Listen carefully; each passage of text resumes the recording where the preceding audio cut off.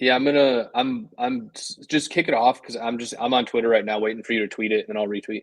We're live, actually. Hit it. Oh, Oh, sick! that was the What open. the Welcome to Money that was Never the Sleeps, episode cold 16. open. Hot mic open with Die. We're coming in hot.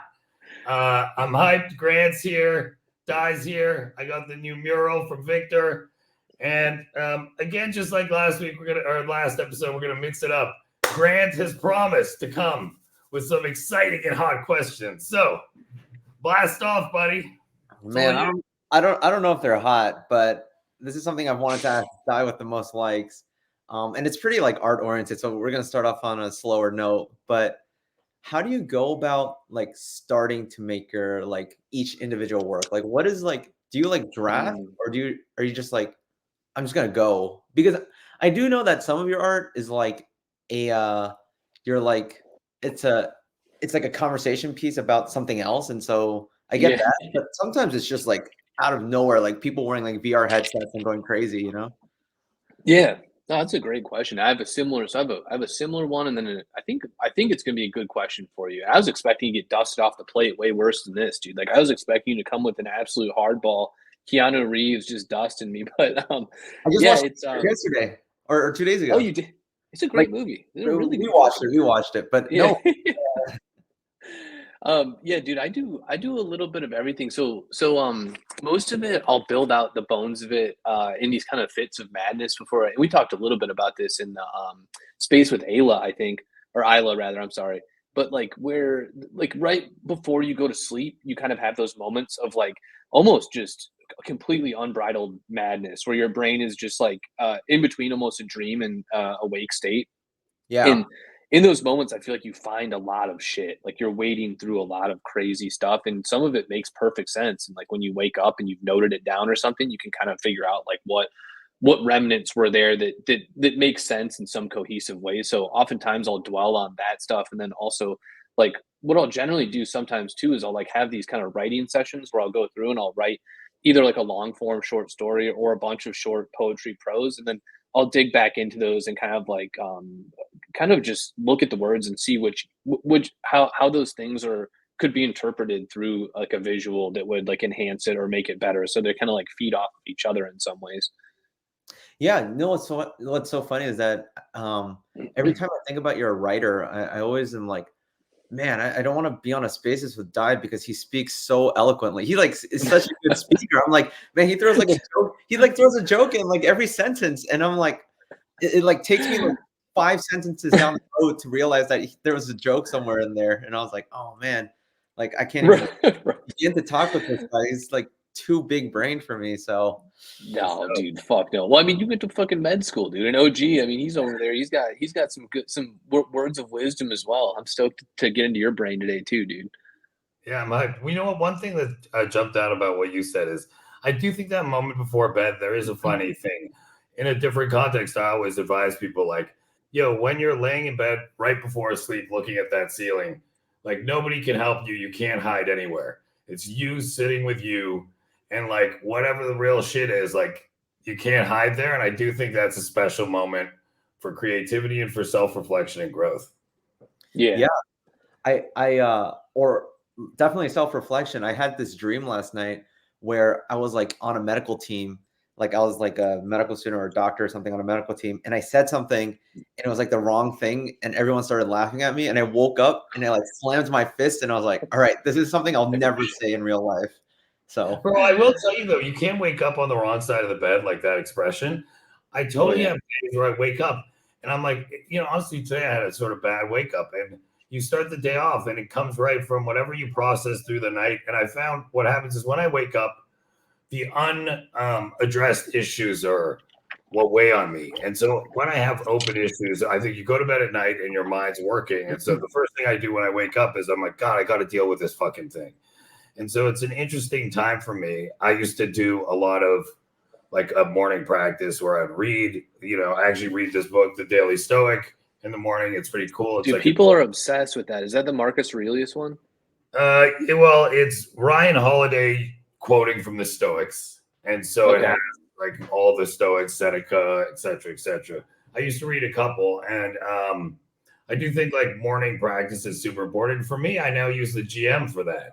Like, in these GMs, Yeah. right? I sort of do a Yeah. morning, and I do think like going into a day, you don't expect to like go and win a dance competition or be the strongest dude, like not working out or warming up. And humans aren't programmed to be happy. Like, history is mostly human misery. And there was this great book, like The Selfish Gene in 1976 by Richard Dawkins. And he's like, nothing says evolution makes you happy.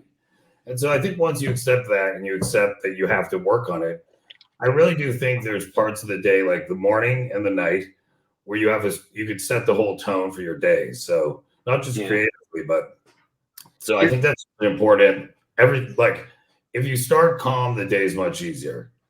Well, Grant, how does that? Yeah, how does that? I mean, because you're in medicine and you're dealing with like insane stuff, and that kind of is a good segue to my question almost. Where, so I was thinking a lot about this. So we had this conversation last time about your art and that you prefer kind of the more obtuse or kind of like the more obtuse or vague suggestion of tranquility on the surface, but people can read what they want into the pieces. Like, do you think that you would be making different art if you had a different profession? Do you think that your profession feeds into like that particular interpretation of like your creative mind? You know what I mean? Like, because I feel like you deal with so much. Again, like I don't know what kind of medicine you're in or if you're allowed to talk about it or what, but you deal with probably like so much what is like on the surface very much so pain and suffering that happens with like medical things. And so you pull back from that and you look at this art that is just like so in some ways very, again, very tranquil and very like able to soothe in many ways. Do you think that that has like fed off of each other and ultimately led to the style that you've like really kind of mastered at this point? Yeah, no, for sure. I think they're definitely tied. I mean, I've talked about this like countless times. So very briefly, like I started doing some of the themes that I have in my art because I wanted to donate to hospitals. And so there's like a very direct correlation between my profession in medicine and why I create the art that I do. But now that like those goals have been met and I'm kind of like moving forward through my medical career, I mean, like, yeah, you do see, like, I'm working in the ICU right now, and people, I wouldn't say die every day, but people will definitely die. You have a death like every week or so, and it's not like the prettiest death, obviously, as you can imagine, in the intensive care unit. So it just like gives you some like thoughts to like reflect back and think like at least for myself, when I look at my own art, it eases my soul, and so like the art that I create is for myself, like first and foremost. Yeah. And if someone wants to buy it, they can buy it or appreciate it in whatever way they want. But yeah, I think definitely the way I create my art is for myself, and it's really a reflection of some of those emotions that I have when I'm like, kind of like taking care or at least witnessing life and death. I Yeah. thought it struck Well, me. oh, go ahead. Grant and I talked, and the time went like I think we talked for an hour and a half, and it was like felt like 2 seconds. But one of the things you said during that is exactly you're like, look, I want there to be something on the wall that in these ending days of their life like inspires beauty or joy, and that really struck with me. And I think I don't think we even discussed, but when you asked that question, it was really cool because I think once you have that perspective on the work, of course, I'm sure you could have done different work. Who knows? But I love the general theme of like how that combines and also how you started doing art. I mean, I think you mentioned to me like you used to use PowerPoint at the very beginning and just sort of how that's evolved. So I think it's really cool how not only your profession, but other parts of your life can really inform your art.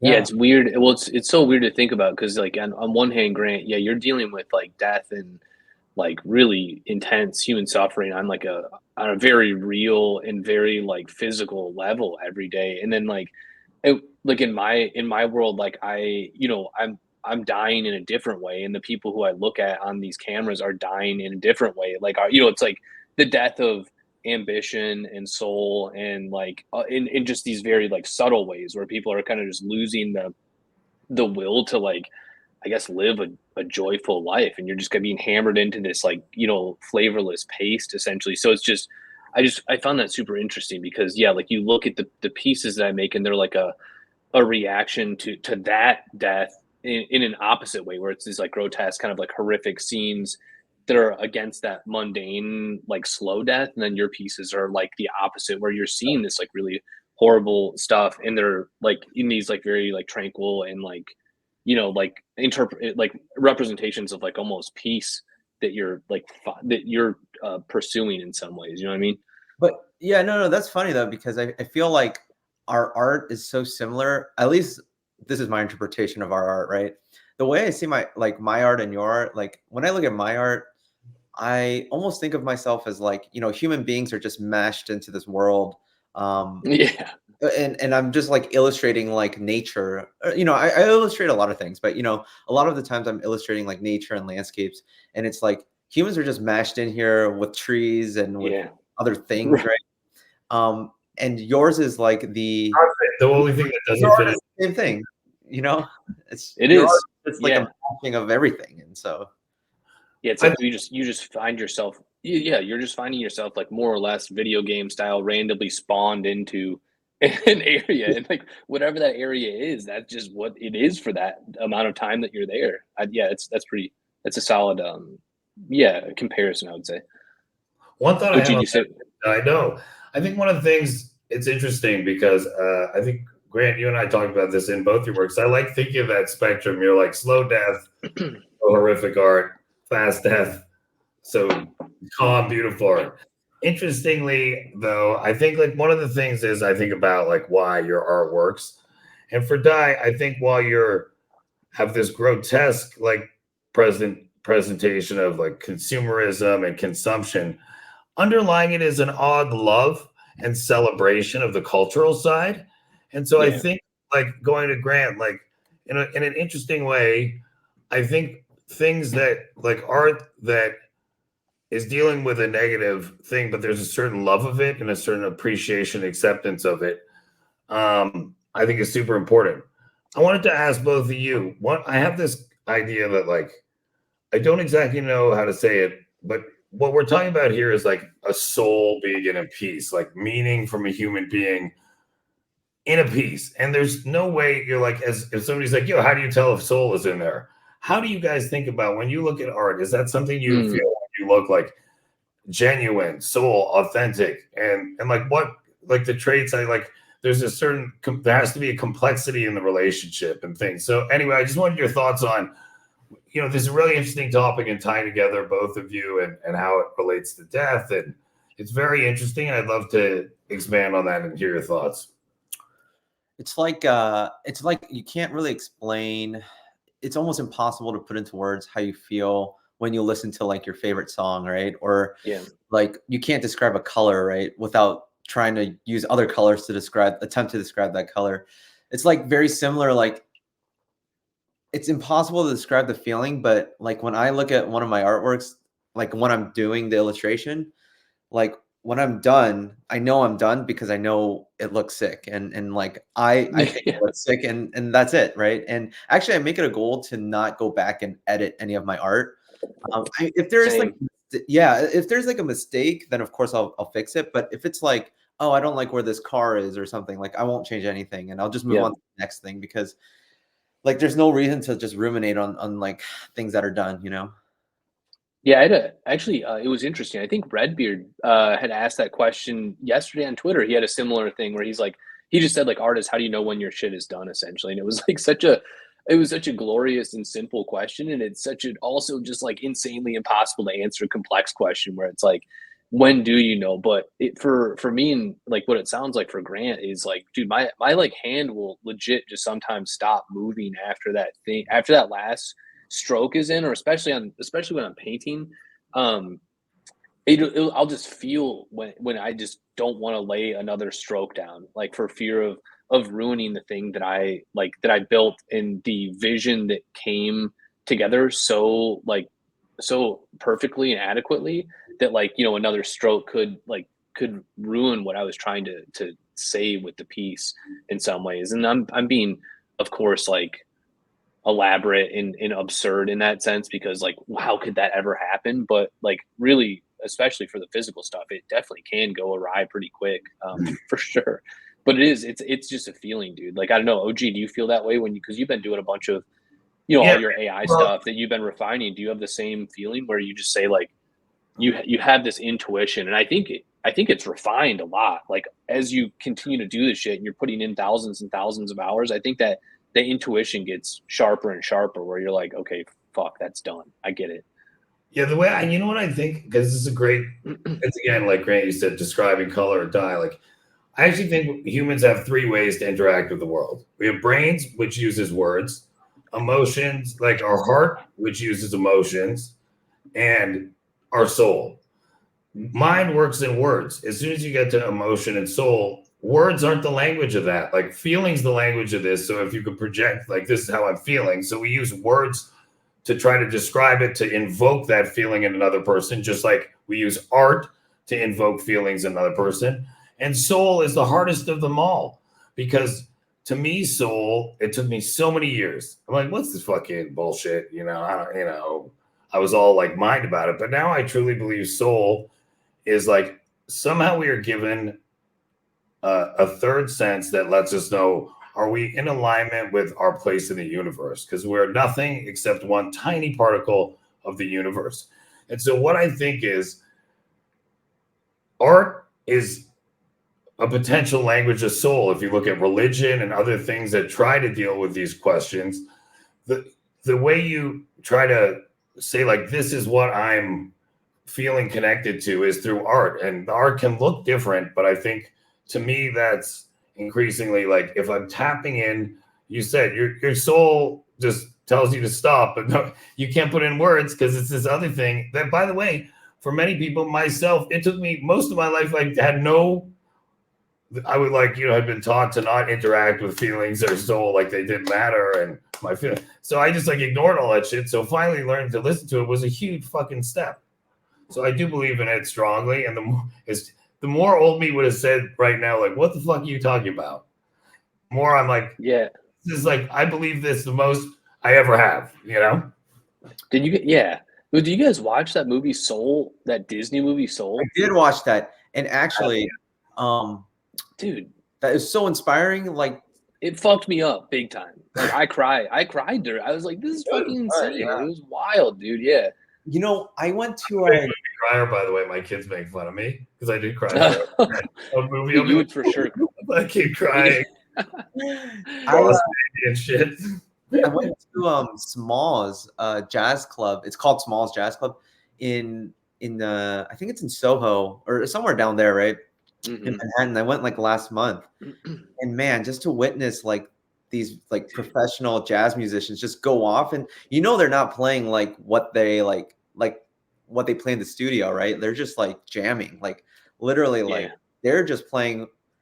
Like music to them is like their trumpet is just an extension of their arm, right? And so witnessing something like that is so inspiring. And actually, that's like what inspires me like the most as an artist is like witnessing other artists in other disciplines, like same, be so well versed in whatever practice they are. They just like they can create art like without thinking, Yeah. Agreed. I think that's the thing, man. I'll oftentimes, like, if I'm in a little bit, I wanted to talk to you about this in terms of creative block, if that's something you deal with at times or anything like that. But it's funny. I do find myself if I am experiencing some type of writer's block or creative block, like you'll see those posts where it's just like Thursday, Indiana. I'm just at like a death metal show. And it's like, those are like the moments. I think there's something about live music, and it's not like a novel idea, I guess, but like, dude, there's a transference of energy there. And I think that like with that music, it's enough to just like blow out whatever cobwebs are in there, whatever is fucking clogging your shit up, So I think there is something to that for sure. That I need to see some good jazz live, dude. Like I've never actually been to like a sick jazz show. You should go. Are you going to NFC NYC? Yeah. You should go. So I think Smalls plays every night, actually. Smalls Jazz Club? Yeah, and it's like first come, first serve. You have to buy tickets beforehand, but no refund, first come, first serve for seats. Cool. And the venue is in a basement, and it's like I kid you not, it's like one room, and it's like packed with 100 people. People are like shoulder to shoulder. You can't even walk around, and they're just like, it's like they have some like really top musicians, like top jazz players Sick. come in and they just play and just jam out. So it's almost like an honor to just be there and in that venue, you know? Oh, It that was sounds crazy. I awesome, was dude. trying to Yeah. get into jazz. I wish I could say I liked it. It's funny. When I was younger, like my music taste has gotten more and more concentrated, and I do think this idea of like freestyle music playing is cool. But to me, that's why I like freestyle rap. You know, it's to me that's like the new jazz. Yeah. I wish I could. Interestingly, I love classical music, and old classical, but just jazz for whatever reason doesn't speak to me. You gotta get back. You gotta force yourself, dude. That's the way to enjoy any art is just forcing it. That's like Or is it, huh? How I'm many, kidding, I'm how kidding. many pieces do you guys work on this finishing pieces? I just want to like thought in my how many pieces do you work on simultaneously? I always joke Die has just like a fucking fire hose of pieces and words coming out of him like all fucking day, like all over the fucking place. I am interested to hear what Grant. What do you? How often are you working on pieces, or yeah? Well, are you working on one at a time? Yeah, no, I have like a bunch. Like I always like start something and then I'm like, I don't like this, and so I like just I don't throw it away or anything, but like it's just in Start my with an idea or a vision in your head or like a concept or something like a you want. vision or a concept. I think sometimes I'm like so focused, and then I like use the bathroom or like I go out for dinner and I come back and I'm like, oh, I hate this now, you know, and then Between sets at the gym, bro. yeah, exactly. And I put it away, and then like a month later, like I come back and I'm like, oh, I can work with this, even if it's not the same thing, you know. So I Yeah. have like so many like that are like half finished. And so it's always just like I just have like hundreds, right? And then it's just like slowly like which one am I gonna finish today type of deal. Yeah. Yeah. But you know, Do you actually find that pain? Do you find it painful to? Because sometimes I'm like, I don't know about you, man, but this is probably what you meant by that when you log off to take a dump or something, and then it's like you come back and you hate it. But like I feel like, Going off, what do you think of Tom? yeah, well, you're not taking your iPad up there to take to squat one out, dude. I don't, or at least not me. I don't know. There's something saying. So you got to scrub out. We scrub out of the iPad. You know, you go out there and scrub out to take a dump.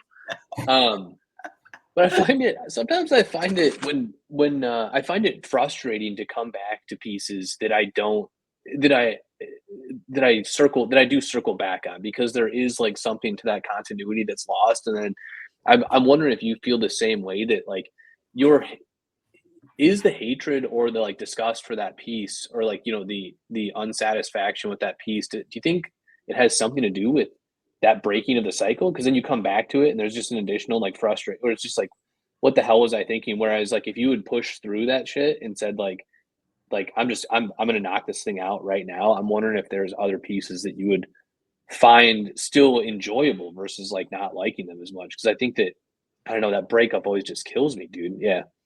yeah, I mean, sometimes I do power through and I finish the work, and then I'm like, man, I just wasted my time, you know? Yeah, yeah, for It's just sure. like better I just like cut it when I don't feel good about it, than Yep. like have a slow death and like just waste my time on something I don't feel Yep. particularly proud or happy about.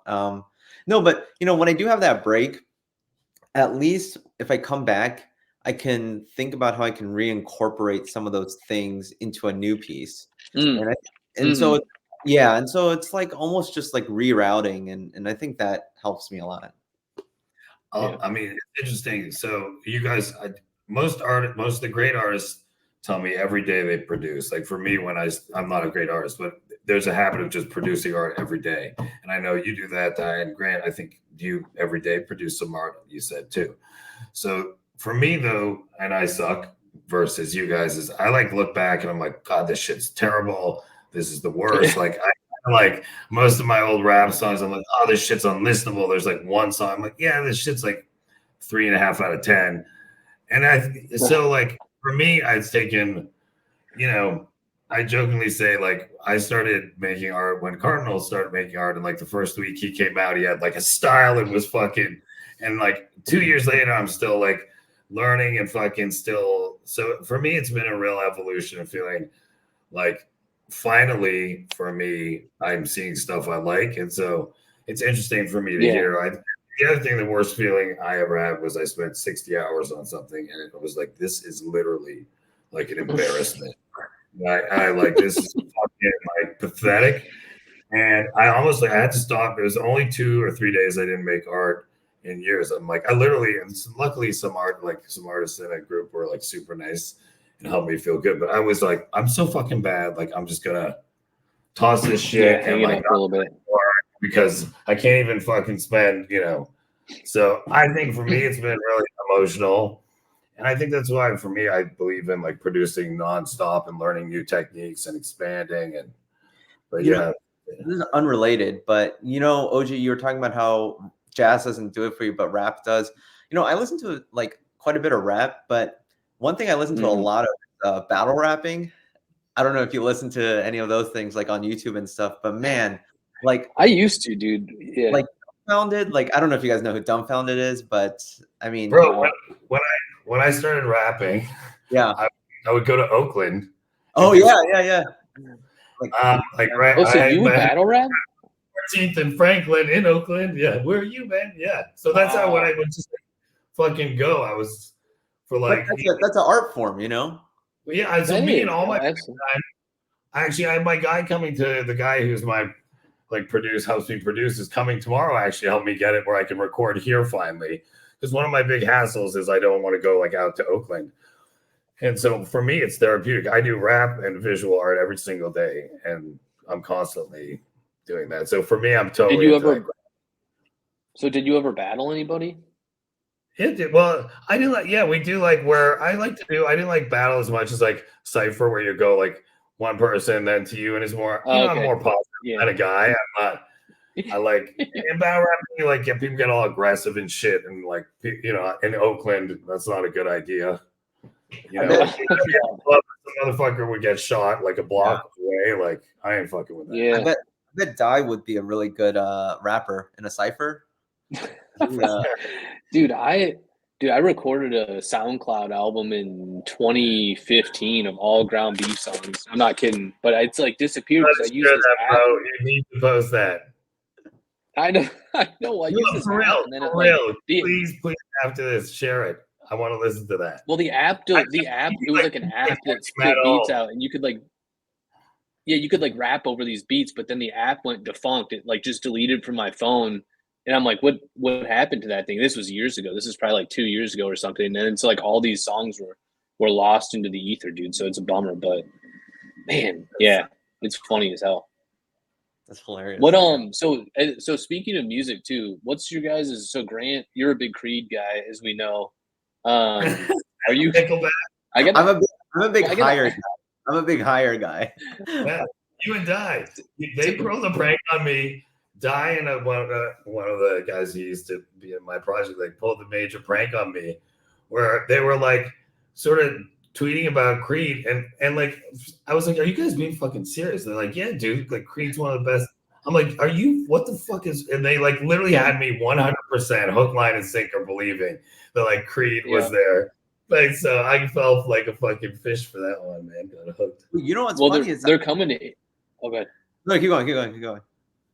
I was just gonna say they're coming to Indianapolis this summer, so like we're talking about maybe road trip, Grant and D's and OG if you're in, dude. I mean, it's gonna be a blast. Just go. You pretty much have to suffer for like. Wait, they're still together. I thought they made like Alter Bridge or something. I thought they switched. They reunited. Yeah. They did. Okay. Yeah. That's hilarious. All good things come back around. Yeah. What were you gonna say, Grant? No, I was gonna switch gears. I was gonna tell OG that I was listening to Creed the other day, and I'm like, wait, is this a Christian rock band? Like, why are all of these songs like talking about like him and higher and having blind man be able to see? And I'm like, and then I messaged Die about it, and then we had this whole conversation. Yeah, Die's religion is Creed. Yeah, I mean, that's. Oh, go ahead. Sorry, I was going to switch gears for a minute if you guys are cool. Unless do it. Yeah. So I prefer the Creed time be limited. Yeah, we can move to Under Siege now. No, one of the big things I'm thinking, like I think about, like what are big things people thinking about, or what's impacting people right now. And obviously huge moves in Bitcoin and ETH, which, while that's not directly art related, I'm definitely finding now all of a sudden, NFTs, which I thought were levered to crypto. We see all this stuff on the TL, but it is impacting how people think about purchasing art and making art. And then on top of that, as somebody who was frankly like kind of sus on any chain outside of ETH and Tezos, wrong, Tezos I love, but it's obviously in trouble. Finally come around to follow, like believing in really getting into ordinals and seeing the great art community on Sol. So as an artist today, like thinking about what you face and how these various factors together, like how are you thinking about it? Used to be to me like one of my big joys was talking to artists, like how are you going to release your work and structure it? And it was always hard. And now I think it's like, it's pretty super hard now because like, there's so many choices and so many different things happening. So how do you guys think about that? How do you think, not even personally, just like what's your observations about that? What do you think will happen? I have a view, but I'd love to hear your guys. Do you want to go first? Yeah, I'll take it. Well, OG, yeah, because this is good. Like, I think it's really interesting to get a collector's perspective on this. Not that, like, I think Grant and I both collect, and I'm like, for my collecting at least, it's kind of like what we were talking about earlier, where like if the piece stops me in my tracks while I'm like scrolling or going through, and like I have some type of like immediate emotional bond with that piece, like I don't give a fuck where it's at. I'm just getting it because I want to own a piece of that and like to have that shared experience with that artist. So I'm like, I don't really care. Like I'm not looking at it as like and I'm not even looking at it as an investment, more of just like again, like a shared memory between us, or like, something that is just like more of a bond versus anything else, I guess. So like in that sense, I don't really care on the collecting, but I'd love to hear your perspective. And then on the minting side, that part is like super interesting and always more or less an impossibility for artists to make the right call. I feel like it's always like, it's a cash grab if they mint on this new chain because they just saw people are going to that new chain and they're just minting there to get money or whatever. Like I saw some dude was trying to rip Grant, I think, on Soul at some point or something. I forget. Like he was like, oh now, and I saw you retweet it and I was just like, dude, like what the hell is this? Like I guess sometimes people just don't have anything better to do, like, in some ways, and then when they do that type of shit. But for me, I think the technology has to make sense for it in some ways. Like for ordinals, you saw like the Rip Cash thing where he did this like super dope, like it was all those like weird glitched nodes or whatever. I don't know what sort of magic he worked, but it was some crazy ass shit where it had all this like these data involved. There was like all this like fucked up stuff. So I think that was a super dope like way to use the chain itself. But like I don't know, in terms of just randomly going to another one, I think one, like the partnership would have to make sense. So somebody who like approaches you and says like, yo, like, you want to work on this project with me, it's going to be here and this is how we're going to be doing things. That's the way that I look at it versus kind of just like sprinting into something with your dick out, That guy that called me out, we squashed our beef, and so we're all good. Nice. Good. Oh, awesome. There's no reason to hate, and so that's all. Yeah, there's nothing more to say about that. But the way I think about like artists minting on different chains right now, especially like, so I think a lot of people right now are just focused on meme coins, and I think even like me, who is trying to like curate my timeline so I only see art related things about Web3, it's like every other thing is about like Geo Bowden and like random like meme coins that are like for a week, right? And then they like go and some other like atrocious like meme coins. So I think like a lot of the money is just kind of focused there, and people are gonna make it big or lose it big. But I think for artists overall, I think the main chains right now obviously are Bitcoin, ETH, and Sol, and then there's some other smaller chains. I think as an artist and as a collector, I think when I first got into the space, I was like such an ETH like maxi, but nowadays I think there's an opportunity for everyone. And actually what's really special is that I've noticed that like the soul people, they're soul maximalists, right? And like they only collect on soul and their community is soul. And so there is a like a rich community of people in that chain. And it's not just driven based on like where the hype is, right? It's just like there is a group of people that really believe in this chain. There's a group of people that really believe in ordinals. Yeah. And so everywhere you go, you're gonna have a community of people to back you up, as long as you embrace like what the message of that chain is, right? And so, I think that's one thing. And the other thing is like, yeah, I mean, like in reality, like to mint something as an ordinal, to mint a large collection on ETH right now is just like for a lot of people who don't have that much like money to just Yeah. spend on gas and minting, it's like it's a lot. And so like there Yeah. should be other options that are accessible for other artists, right? And I think as a like, and this is like me talking as someone who likes to collect art, like the only barrier to collecting for me at this point is like I have to learn how to download the wallet for that chain. Same, But same. yeah, I haven't figured yeah, out the Bitcoin. Yeah. like I'm like, okay, I download this new wallet. That's completely fine. But now I have to go and write down my seed phrase and secure that. Like that is like probably the single largest barrier to me collecting on another chain is like me having to Yeah. open a wallet and then write down my seed phrase and like make sure that it's safe. And then beyond that, Yeah. um like I have no like qualms about like other artists doing other things on other chains. I think like there should be accessibility for any artist Oh yeah. to be able to mint and sell on any chain, you know? Yeah, I mean, my take on this is like I was similar, eat maxi, and you know, interestingly in life, often when you have a strong reaction to something negative first, you can often later be like, ah, you know, that was an indication actually it was something of interest. So I started looking at the other chains. I had a show with some of the leading Sol collectors and a couple of shows ago. Definitely agrees. Huge community there. Here's what I'd say. The way I think about it is there has to be a reason to do something on each chain. If you're trying to do a low cost mint, you want to be on Sol.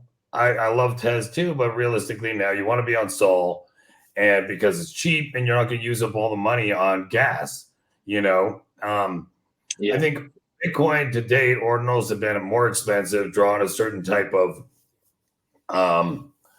like artist who can afford to mint there. And the things that I thought would be terrible, like it's not designed for this, it's slow, actually, interestingly, have turned out to make it exciting. And there's some old school element of like waiting for the hang up. And so here's what I've been, my view is if I was an artist, I'd have a reason to go on each chain, but I realistically would look at it as, Grant, I think to date, these communities have been separate. So you're actually entering new markets in a way and connecting with new people.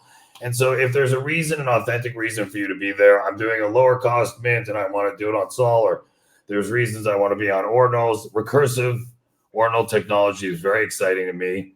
And I thought I went in, but I think I'm very bullish, honestly, on like ordinals as somebody who the way they started, the vibe around it was made me feel like it made no sense. Why are you trying to do this? But the more I understand the technology, the more I can see why it's pretty fucking cool. And then you can have these other elements around provenance, like the dates of when you buy things. And anyway, so I right now as on the artist side would look at both Sol and Bitcoin and decide what is it I'm doing? Am I trying to like what am I doing with this drop? Is it a big accessible drop? Is it a focus drop? Is it using technology?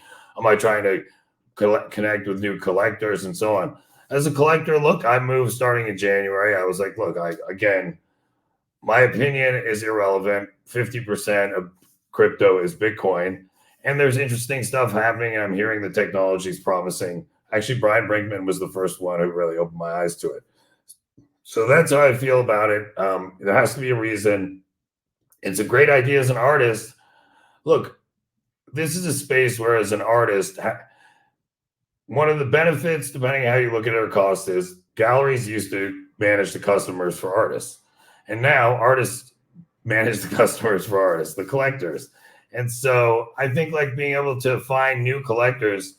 Look, I was talked about, it's so being talked about my art is a big dramatic change for me, but it's really like to have a connection with somebody over your art there's such a beautiful experience, like in the limited amount I've had. And so if there's a reason you're there and cool stuff and people, like there's no doubt there's some really dope artists and collectors on all those chains now. So that's my view, is I for sure think it's interesting.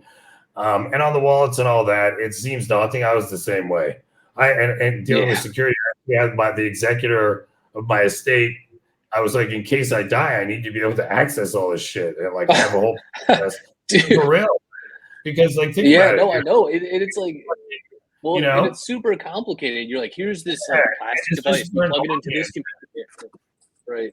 Like it's like all my father's wealth is in these 6 numbers.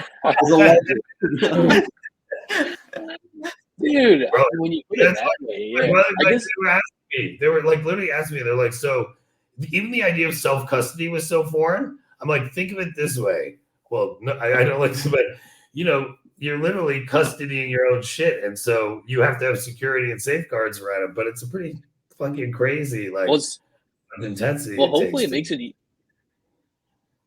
it easier on anyone who's having kids. Oh, gee, I know you have a couple, but it's like, it's funny, man. My parents are starting that process of, they're like, hey, here's a bunch of shit from your childhood. And I'm like, what am I doing with, like, what do I want this for? Like, I don't know, what is this? But like, they've got this accumulation of stuff that they're trying to get rid of. And like, you know, like there's a really sad term for it. It's called death cleaning, where like people start like freaking out when they get older and like wanting to like have a very like minimal and like bare life, like where they don't have a bunch of stuff around. But like, hopefully, OG, you just got a shit ton of digital assets that they can just choose to either pawn or fucking dump, you know, like, and they're not like lugging around a case of old pictures and shit. Hey, you gotta have a note that's like, do not check the hidden folder on OpenSea.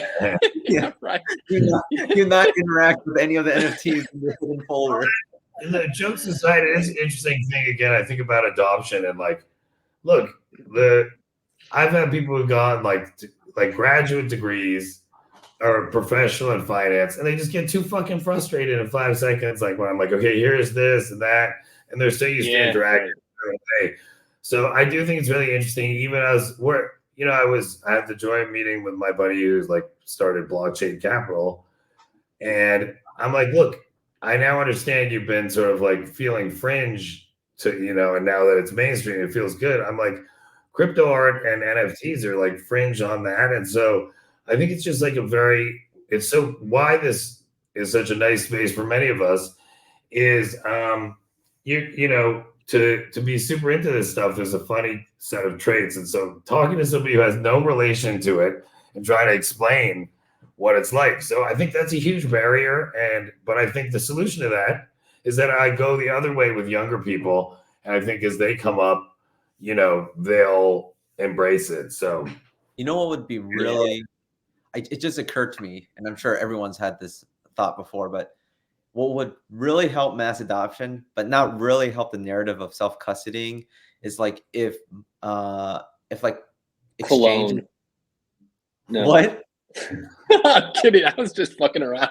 I thought you were just going to say if centralized exchanges gave you the ability to shop on marketplaces, and you just hold like a Bored Ape in Coinbase, right? Yeah. And like, for decentralization is not what everyone thought it was. Decentralization is great until like 53% of people on ETH get robbed. Like I got robbed. I know, man. Like, so I do think, actually, interestingly, and I think just taking like that's why Sol is more interesting. I think people used to hate decentralized nodes and control, but you know now you're like, yeah, it's not as bad. You know, as losing fucking half my shit.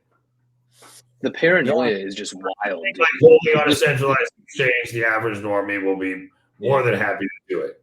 Like they won't think about it the way a lot of us do. And I do think bringing banks into the industry, like what's happened basically, is you're institutionalizing the industry by giving banks a pound of flesh. You're like, yo, you could participate, you can have ETFs. And so once that money's here and you institutionalize it, then it can be they're selling to retail, like there'll be a ETF, and then people will start getting comfortable. And I think it will evolve, like, I mean, to like you have in some iteration of the world, I'm not saying next week, but I think if this matures to that state, So the more general thing I think about of the space is, look, the exciting thing about the space is, as artists like you two, is like my view is digital content is going to take over everywhere we look.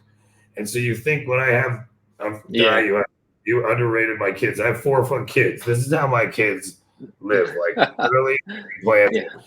Everywhere you go, and even in small places, I saw it. I went to the Rockettes years ago. Don't blame me. I did, and then my daughters wanted to go when I was just in New York. Now the theater in the Rockettes, which is like, I think it's like some Christian thing too, is like all lit up, and it's like the walls are going, and it's not great, but I'm like, yo, that's the sign of like the sphere, all these things. So I think in terms of stepping back, not just on wallets costing, but as what is transformation, just exciting is like, look, that means a quality digital content has like a market going to explode, and the people coming up, like there's just a difference, and as there's more of those people and less of the older people, and so I think it's just going to take time. But that to me, like wallet custody, if it's so complex that even us here, I was the same way. I'm like, look, most people, when I tried to say open a Tesla, we're like, no, it's too complex. I'm like, you're in crypto already trading shit coins on like layer 2s, and you can't fucking, you know what I mean? Go on another chain. So that's true. All that speaks to going back is like, as an artist, you should look at, I'm making art, and part of the art, whenever you make art, the medium, like what works for a tattoo works different for digital art, works different. And part of the digital art that's cool is there's a contract associated with it. And by making choices about that contract and where it lives and how you do it, that's a beautiful piece of the art too, just like a title and so on. And so I just think of the chains that way, and using the different chains that way to be part of this communication and exploration you're doing. That's your art. Yeah, for sure. Yeah. Grant, are you going, by the way, are you going to Korea for your show? I am. Yeah, I'll be there. Just nice. For very briefly, but yeah, it'll be nice. When is that? Dude, that's going to be next week. It's going to be it starts 2 March weeks, right? 21st. Yeah, 21st. Yeah, 21st is the opening reception. Are you going to NFT NYC? Yeah, I'll be there just a couple of days. I'm going to go, I think the 2nd, and which is actually not officially NFT NYC. I think it's a day before. I'll be there the 3rd, and then I'm going to leave the 4th. I don't know. I feel like I can't be at those events too long. I just need like 2 days of like for like 5 minutes at a time, and then like I need to go. Yo, I'm coming in the 2nd. Yeah, I'll be at 3. Oh, sick. Okay. Let's do an escape room there. Yeah. You guys have you guys done those? Yeah. It's probably going to cost like $1,000 though. Yeah, I know, dude. Do anything in New York. In New York. What you guys are looking at right now, are you seeing, I had this interesting experience where I was a guest curator on Foundation. They have 265,000 pieces listed. It was super cool to do, and I appreciate it. But they're like, look for artists under 1 ETH with under 8,000 Twitter followers. So I was like, cool. Okay, how do I screen for artists under 1 ETH? They're like, about that, So there's not a way to currently. So getting to a bigger picture, now that we have this broad complexity I've talked about, different dynamics of the market. As an emerging artist now, what in your seats, looking at the market, is there any advice or thoughts you give to other artists in the space? Like, okay, not only are these chains, but getting yourself found is like a huge piece of the puzzle, right? Like, is it, I can't, when I'm looking, it took, I was up around the clock. I was so hyped to do, but most people aren't going to do what I just fucking did. You know what I mean? So they're not going to be like, I think it's, well, because unless it's your full-time job, it's also tough. It's like tough even for, I don't know, Grant, if you experience this too, but it's like I'm so busy with like, I've got like a day job, and I've got like the art that I'm making and then all this other stuff. So like discovery is like really fucking tough. And I never really want to post one of those threads. It was sick you did it for foundation because I feel like that was like, that was a dope curated thing. But then you get those threads where it's like, just got an ETH, who's got art to sell? And then, you get the bombarding or whatever. It's like, fuck, dude, that's not the way, I don't think. So like, I've been finding it really difficult to do the usual exploration that I've done too. So I think, as people get busier and busier, it becomes like a larger problem too, to like somehow, be able to find time to do that. So I feel bad about it, but that's why I think the ethos of no curation is like, look, I think curating everything in your life obsessively is important. And if you cannot have the expertise or the time to curate, then you want to have somebody who can curate on your behalf. And so obviously obviously I like curating, so it's totally biased, but as an art, as an artist, if I would want to work with, if a cool curator like wanted to work with me, I'd be like, fuck yeah. Like that's a big part of it. Just like if you look at the history of art too. So I think it's just a very like difficult position for people who want total decentralization and no gatekeepers, but then literally I don't know how to, it's an impossible, as somebody who just had to try to do it. Yeah. And it's hard.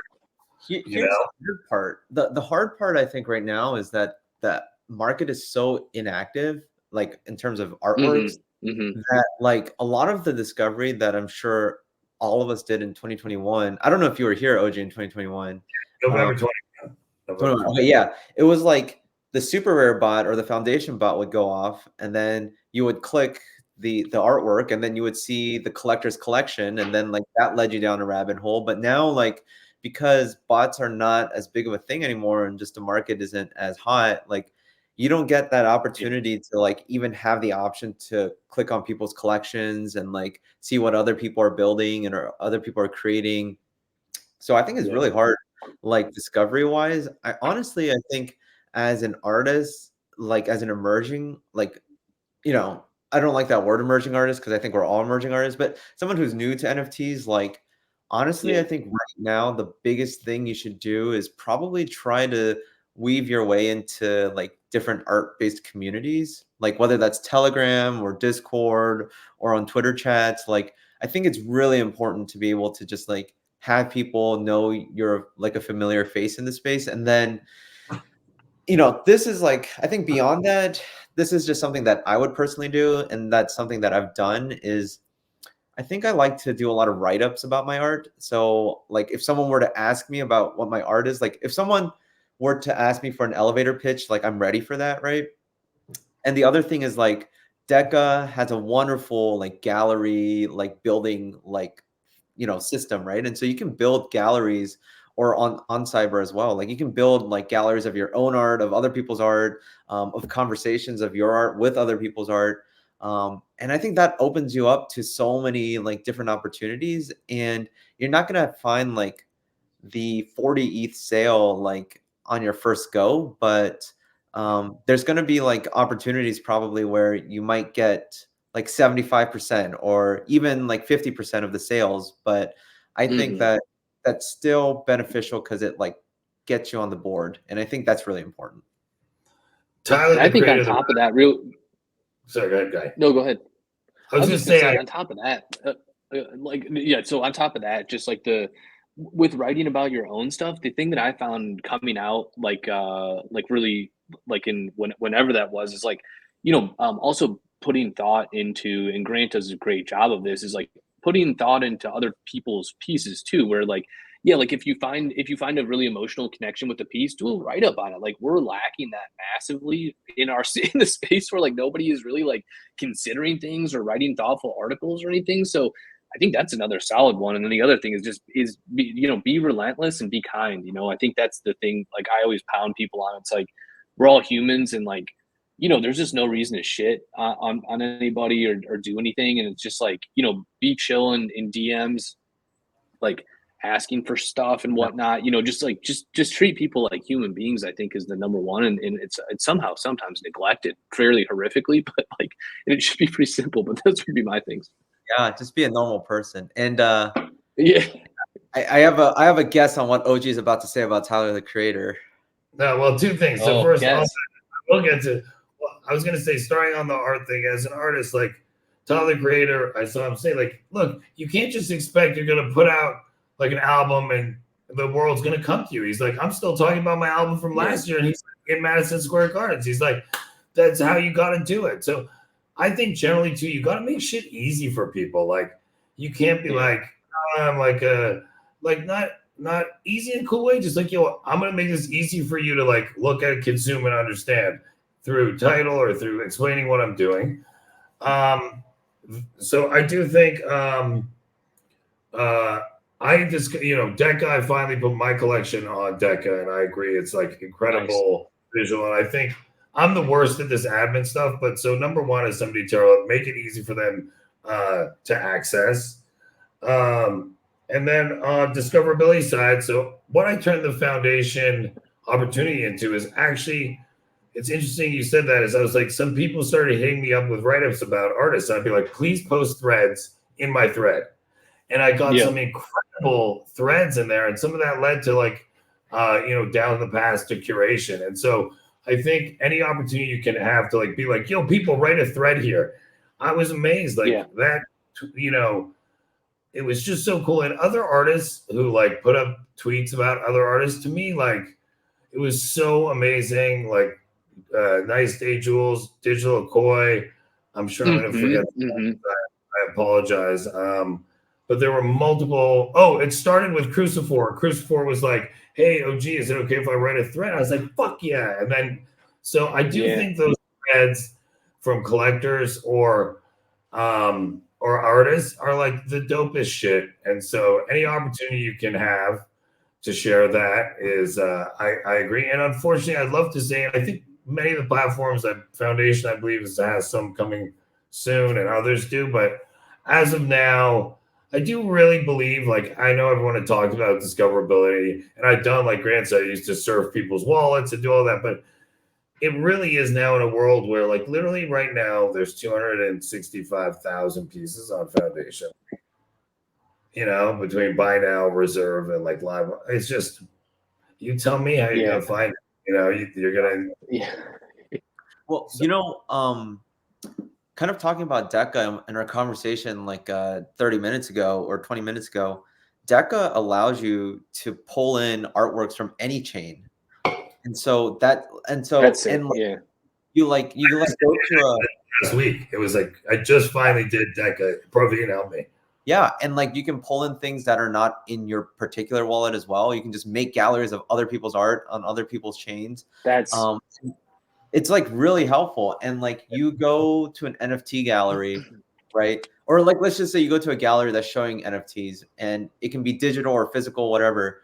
You don't know what chain it's on, right? And so I'm definitely like moving towards this idea that the chain, as long as there's supporters on that chain, I'm fairly chain agnostic, and like I'm there to create art for that community. And I think there's solutions like Decca that allow you to just like be cross-chain and be completely fine, Yeah, we are. You guys are and also, right, Di? I'm gonna strict. I got 2 minutes. Yeah, I got 2 minutes. Real quick with Decca too. Yeah, go for it. Do it. Go. We have 2 minutes left. The other sick part about Decca is just like that. Yeah, Matt Cain, who that thing never gets talked about, dude. He's got that etch function on there. Have you guys seen that thing? No. Like you can legit so you can etch. So for pieces you own or pieces you don't own, it's like this. Like I think it's like 99 cents, but you can etch like a write up of like a piece that has experience that you've like had some experience with, and essentially like it adheres itself to that NFT, and then it's like in there like tied to it somehow. I don't know, but I've used it a couple of times. I'm like, this is sick. Like it generates a dope image, and then it has your text over it, and it just kind of like helps tell the story of like what that meant to you. It's almost like a fucking live journal or something, but super sick. I don't know. I just thought I'd mention it. It's a super dope feature. I'll check it out. I had no idea. Yeah, it's cool. Yeah, it's very cool.